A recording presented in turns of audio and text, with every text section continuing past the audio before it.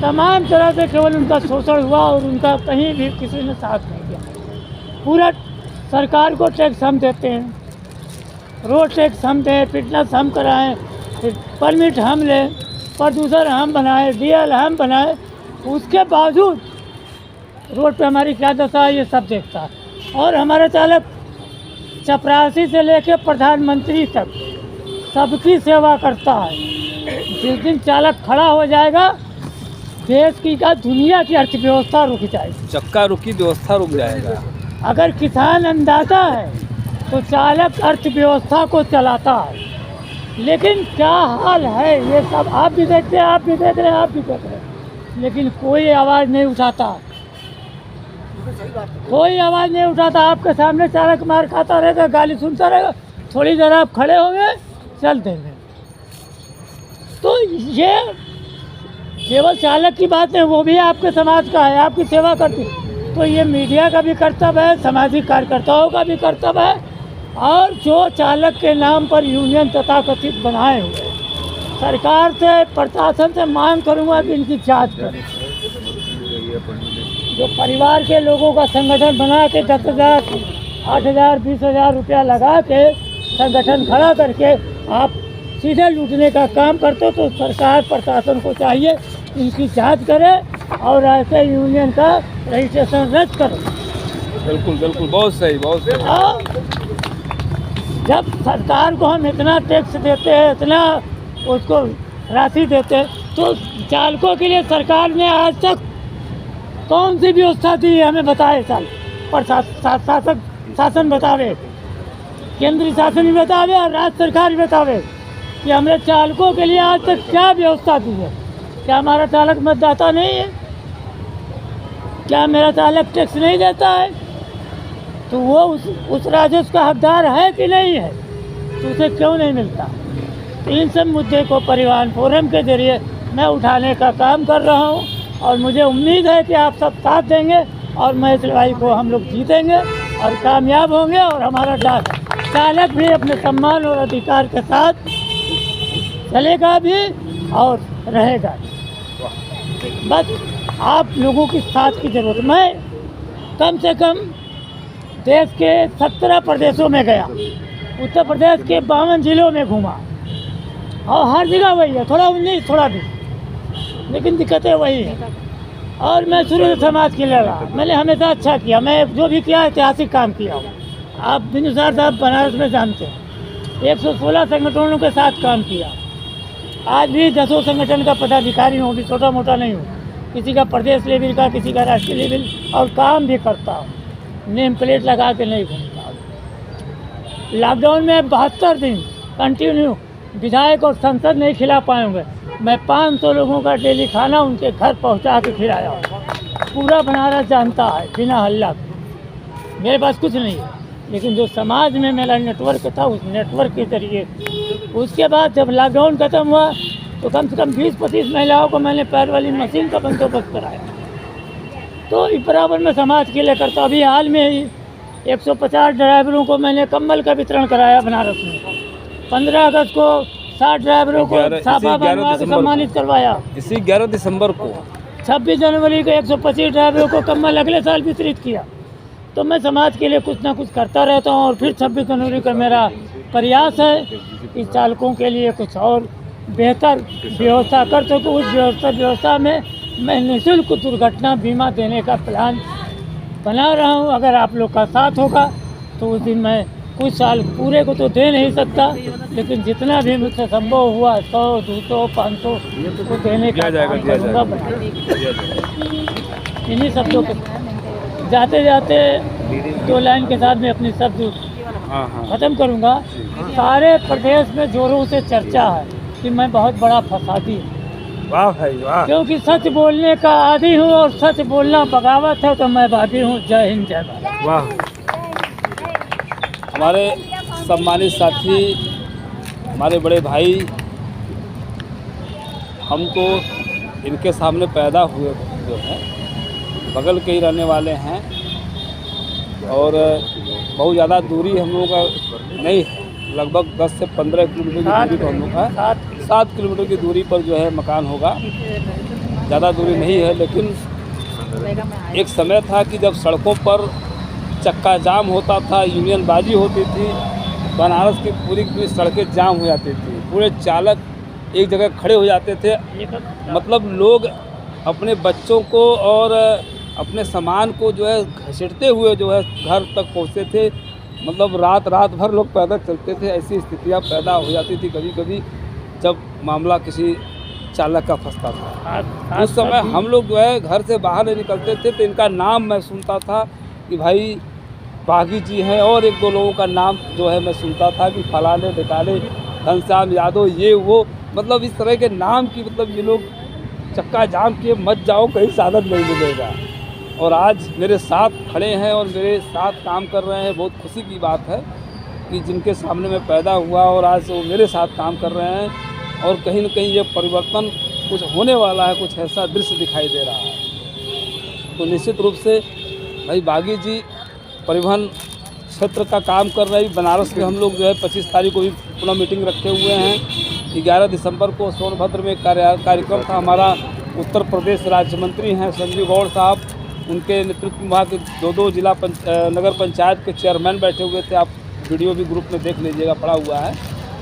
और वहाँ पर हम लोगों ने कार्यक्रम किया, अपने न्यूज़ नेटवर्क का कार्यालय खोला। पूरे ऑल इंडिया लेवल पर जो है जो भी खबरें इनके पास आएगी वहीं जाएगी, वहीं से फिर वो अखबारों में जाएगा और चैनल पर लगेगा। तो और बागी जी उसी दिन बनारस में कार्यक्रम रखे हुए थे। फिर 25 तारीख को कार्यक्रम है। फिर 26 जनवरी को इनका प्लानिंग है कि हम लोग जो है लोगों को कंबल वितरित करें। अभी ड्राइवरों को हम लोग वर्दी देने जा रहे हैं, और हम लोग प्रधानमंत्री क्योंकि हमारे यहाँ के सांसद हैं मोदी जी, तो हम लोग उनसे भी मांग रख रहे हैं। अभी हाल में आपने देखा हुआ ग्रुपों में कि भारत सरकार के जो है द्वारा नामित स्वच्छता दूत, जिसको प्रधानमंत्री जी ने स्वयं सर्टिफिकेट दिया था, उनको हम लोगों ने उत्तर प्रदेश का ब्रांड एम्बेसडर बनाया। इसी तरह हर राज्य में भारतीय मीडिया फाउंडेशन के ब्रांड एम्बेसडर बनाए जाएंगे, जो अच्छे लेवल के लोग होंगे, जो हाई लेवल पर सामाजिक कार्य में होंगे, अधिवक्ता होंगे, मास्टर होंगे, डॉक्टर होंगे, कोई भी ऐसा व्यक्ति होगा, पत्रकार या सोशल वर्कर, किसी न किसी को चयन करके जो है ब्रांड एम्बेसडर बनाया जाएगा। तो हमने जो है उत्तर प्रदेश का जो ब्रांड एम्बेसडर बनाया है, उनका अभी ग्रुप में चला था, जैसे सबको भेज दिया करें। वो प्रधानमंत्री के जो है स्वच्छता दूत हैं। बनारस से कार्यक्रम में थे, आप जो है अध्यक्ष जी ने उनको शील्ड देकर सम्मानित भी किया। उसके बाद उनकी घोषणा हुई, कार्यक्रम के बाद हम लोग घोषित किए। तो बड़े बड़े हस्ती, ऐसे ऐसे लोग आपके जो है साथ काम कर रहे हैं। कहीं से भी आप कमज़ोर नहीं हैं सर, आप कहीं से कमज़ोर नहीं हैं। सिर्फ हम लोग कम्युनिकेशन नहीं बना पा रहे हैं आपस में। जैसे अभी मैडम ने कहा कि भाई एक दूसरे से मिलते जुलते रहना चाहिए, और ये बिल्कुल इनका बात 100% सच है कि भारतीय मीडिया फाउंडेशन के संविधान के अनुसार भी हर प्रतिमाह जो है बैठक होना चाहिए, चाहे वो किसी भी कार्यालय पर हो। महीने में एक बार आपको एकत्रित होना है और बाकी ग्रुपों के माध्यम से अपना कम्युनिकेशन बनाए रखना है। समस्या आपकी क्या है, उन समस्याओं को आप ग्रुप के माध्यम से, दिल्ली की जो ग्रुप है उस ग्रुप में आप लगातार सक्रिय रहें, आपस में आप लोग बातचीत करते रहें, तभी आप जो है अपनी समस्याओं का समाधान कर पाएंगे। अन्यथा सिर्फ पद ले लेने से, मीडिया अधिकारी बन जाने से कुछ नहीं होगा। मैं मैडम का स्वागत करता हूं कि आप काफ़ी मतलब इच्छुक और लग रही हैं कि नहीं कुछ करना है। इनका जो प्रेशर है, इनकी जो प्रतिभा दिखाई दे रही है, निश्चित है कि अगर ऐसी हमारी बहनें हम लोगों के साथ खड़े होंगी तो हम लोग पूरे दिल्ली में ही नहीं, अगल बगल के राज्यों में भी मजबूत हो जाएंगे। मैडम जी सक्रिय कार्यकर्ता हैं जी, वही बहुत काफ़ी सक्रिय हैं। बता तो रहे हैं कि अगर ऐसी बहनों का हम लोगों को साथ मिलेगा तो निश्चित है कि हम लोग एक मजबूत स्तंभ बन जाएंगे। और मीडिया अपने आप में लोकतंत्र का चौथा स्तंभ है, खुद एक मजबूत स्तंभ है। आपको सिर्फ समझने की ज़रूरत है, इसको महसूस करने की ज़रूरत है। एक मीडिया 1000 पर भारी होता है। भ्रष्टाचार के खिलाफ कोई भी आप लोग मत डरिए, कहीं भी आपको भ्रष्टाचार का मामला नज़र आता है, आपको लगता है कि आपका नाम जाने से आपको दिक्कत होगा, तो आप सीधे हमारे पास भेजिए। हमारा नंबर अध्यक्ष जी आप सबको दे दीजिए, ग्रुप हर ग्रुप में जुड़ा हूँ, मैडम से ले लीजिए, प्रदेश अध्यक्ष जी से आप डायरेक्ट भेजिए। आपको लगता है कि आपको इस मैटर को उछालने से पुलिस प्रशासन में या अन्य लोगों के दिमाग में आपका जो है थोड़ा सा निगेटिव जो है हो जाएगा, तो उस स्थिति में सर, उस स्थिति में आप हमको भेजिए, मैं अपने नाम से चलाऊंगा, नहीं तो मैं सिम्मी के नाम से खबर चलाता हूँ जो है। कोई भी खबर ऐसा होता है तो जो होगा हम लोग देख लेंगे। हम इसलिए कह रहे हैं कि आप डरपोक हैं, इसलिए मैं नहीं कह रहा हूँ, मैं इसलिए कह रहा हूँ कि कभी कभी जो लोग नए होते हैं, सीखते, तो उनको थोड़ा सा अजीब लगता है। अब नीरज गुप्ता के लिए ये एक छोटी सी बात हो गई। ये तो अगर इनके पास साधारण मैटर लेकर आप आते हैं, अगर आप आएंगे तो इनको लगेगा कि ये फालतू चीज़ है, लेकिन इनके पास अगर खतरनाक मैटर लेकर आइए तो ये तुरंत सक्रिय हो जाती है, इसको छोड़ेंगे नहीं। हाँ, और उसे लड़ जाएंगी, झगड़ जाएंगी, कुल कर्म हो जाएगा, लेकिन ये पीछे नहीं हटेगी। अगर इनसे आप कहेंगे दरोगा से बात करना है तो ये इग्नोर कर सकती हैं, मैं इनका नेचर बता रहा हूँ, इग्नोर कर जाएंगी। लेकिन इससे आप कहेंगे नहीं, वो ऐसे बोल दिया, उसको सबक सिखाना, तो यहाँ वो खड़ी हो जाएंगी। अगर लड़ना है, अगर उसको कानूनी दांव पेच से उसको अगर सज़ा दिलाना है और पीड़ित को न्याय दिलाना है, तो नीरज गुप्ता दिल्ली में आप सभी के लिए उपयुक्त हैं। मैं आप सभी को कहती हूँ कि कोई भी कंप्लेन तो देखिए, कभी कहीं मैडम एक मिनट, कहीं आप कमज़ोर नहीं हैं ना, लेकिन तो आप जी, लेकिन वहाँ ध्यान आपको देना है, पीछे नहीं हटना चाहिए, लिखित होना चाहिए। लिखित में होना चाहिए। जब लिखित होगा तो ये उस अधिकार से लड़ सकते अधिकारी से ना, कि हम संगठन के हैं, मेरा संगठन जो है पूरे देश के अंदर चलता है, मेरे पास कंप्लेन आया है, अगर तुम सुन सकते हो कंप्लेन पर तो मैं भी कार्रवाई करूंगी, तुम रोक लो, आओ तुमको मैं न्यायालय खींचूंगी। देखते हैं आपके पास कितना बड़ा संविधान, आपके पास तो मेरे भी बड़ा संविधान है। तो लड़ाई लड़ने का देखिए एक आधार होना चाहिए ना।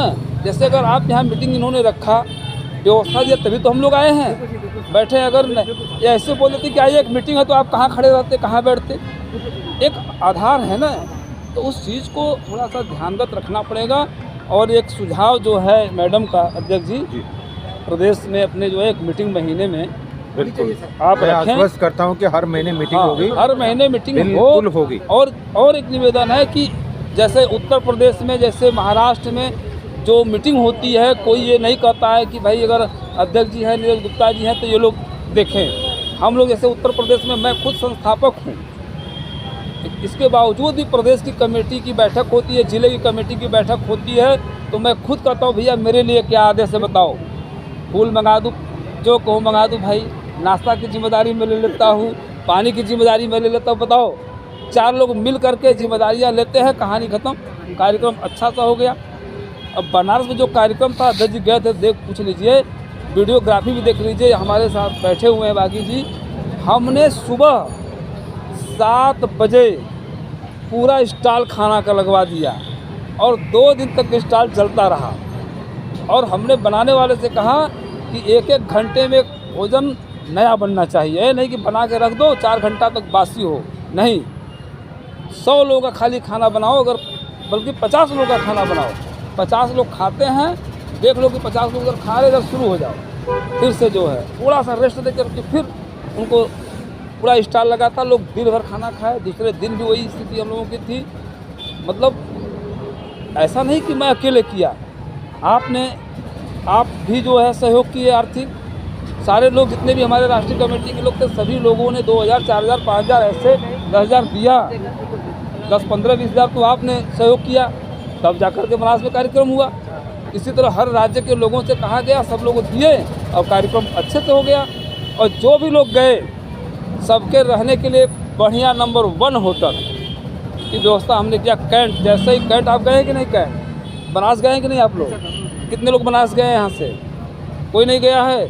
जब बनारस आइए भाई, इतना अच्छा मौका था, खाना भी मैं दे रहा था, मैंने जो है मैं खाना भी दे रहा था, मैं होटल भी बुक किया था, 7 कमरे होटल के डबल बेड के महिलाओं के नाम पर बुक था, जिसका पैसा अपने जेब से भरा हूँ। पूछे अध्यक्ष जी से आते आते हुए, चाय पिलाते पिलाते हुए इसे कहा कि बड़ा डाढ़ करवाए सब लोग। कहीं कहे अध्यक्ष जी क्या करें, हम तो नीरज को भी बोले थे, उनको भी बोले थे, अब कोई नहीं आया तो हम क्या करें भाई। ये इतना तक पूछे पैसा डांड हुआ।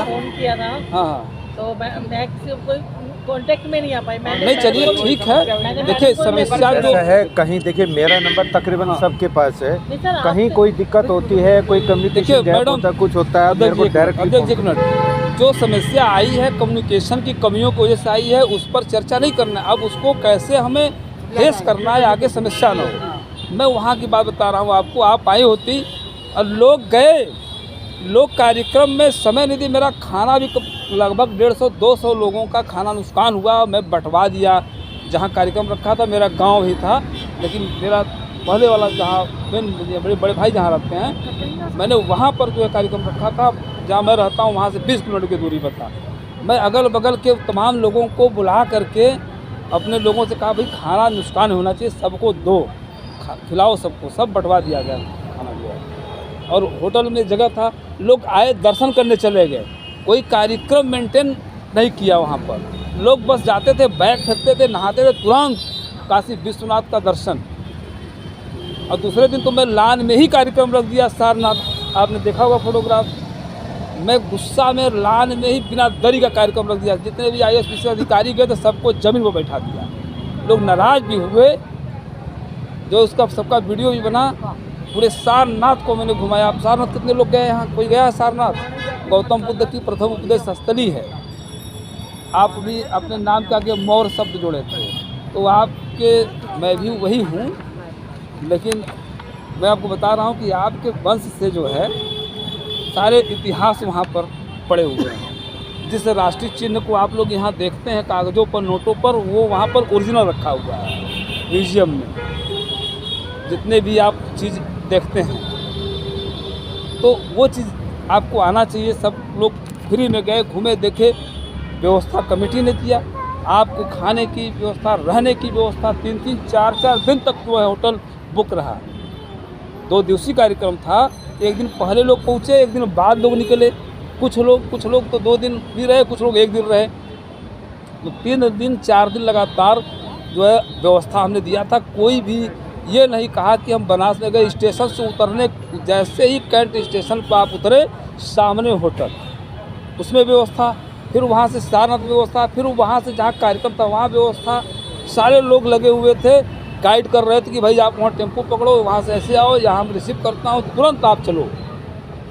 और रात को 12 बजे पहुँचे तो उनको 12 बजे रात को खाना दिया गया है। और जितनी भी महिलाएं गई थी, सारी महिलाओं ने एकदम खुश होकर के हमें बधाई दे करके वहाँ से जो है विदा ली। और कहीं की ज़िंदगी में पहली बार जो है ऐसा कार्यक्रम हुआ कि जहाँ हम लोग अपने को मतलब महसूस कर रहे थे कि कहीं आए हुए हैं। लग ही रहा था कि हम लोग कार्यक्रम में आए हैं, लग रहा था कि शादी के कार्यक्रम में आए हैं, रिश्तेदारी में आए हुए हैं। मतलब इतना लोग खुश थे कि तुरंत, चाहे 12 बजे रात को महिला उतरा, तुरंत 4 महिलाएं भी चली गई और हम लोग भी जाते थे तुरंत।